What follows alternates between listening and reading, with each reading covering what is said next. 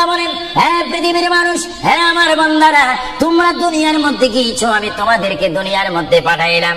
পাঠাইবার পরে আমি জানি তোমরা অনেক অন্যায় পথে যাবে, অনেক কাজ করবে, যে কাজগুলোর মধ্যে তোমাদের গুনাহ হয়ে যাবে।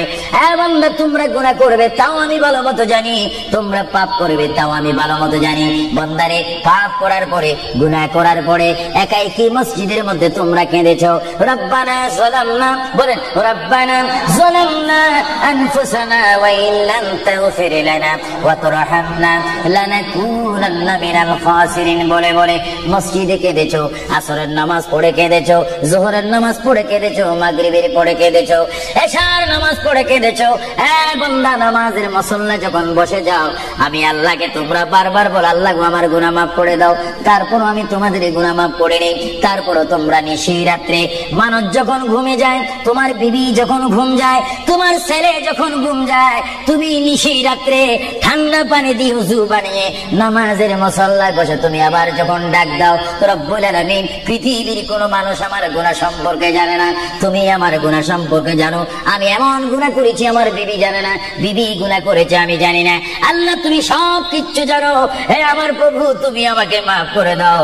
আমার আল্লাহ বলে, তারপরও যদি তোমাদেরকে আমি মাফ না করি, তারপরও বান্দা তোমরা আমার রহমতের দরজা থেকে ফিরে যাইও না।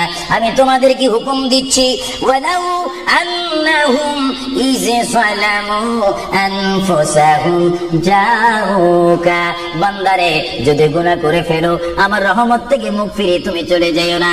হ্যাঁ বান্দা, আকাশ পরিমাণ যদি গুনাহ করো, পাতাল পরিমাণ যদি গুনাহ করো, সাগরের পানি পরিমাণ যদি গুনাহ করো, পাহাড় তুলনায় যদি তুমি গুনাহ করো, আমার দরবার থেকে তুমি নিরাশ হইও না। এ বান্দা, আমি তোমাকে একটি রাস্তা পাঠিয়ে দিচ্ছি, একটি পথ তোমাকে আমি দেখাই দিচ্ছি। সেই পথটি কোন পথ তোমরা জানো?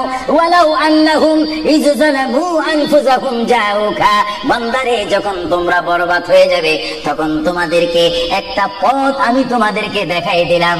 সেই পথটির নাম হচ্ছে আমার রাসূলের মদিনা। জনে বলেন সুবহানাল্লাহ। বান্দা, আমার নবীর দরবারে গিয়ে কেঁদে কেঁদে তোমরা বলো, ইয়া রাসূলুল্লাহ, ইয়া হাবিবাল্লাহ, আয়াকা ইয়া রাসূলুল্লাহ। আল্লাহ কোরআনে বলেছে, ওয়ালাউ আন্নাহুম ইয যালামু আনফুসাহুম জাউকা ফাস্তাগফিরুল্লাহ ওয়াস্তাগফার লাহুমুর রাসূল। আল্লাহ বলেছে, হে বান্দা, তোমরা ডানে না গিয়ে, বামে না গিয়ে, পিছে না গিয়ে, তোমরা সরাসরি আমার নবীর কদমে চলে যাও। আমার নবীর কদমে গিয়ে আমি আল্লাহর দরবারে তোমরা তওবা করো।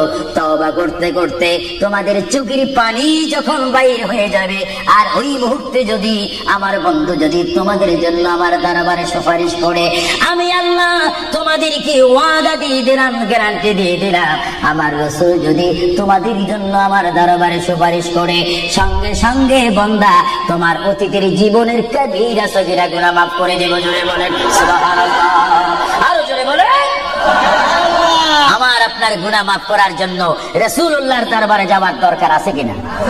চিৎকার জীবনে আছে কিনা? এটা আল্লাহু আকবার, নারায়ে তাকবীর, আল্লাহু আকবার, নারায়ে রিসালাত, ইয়া রাসূলুল্লাহ।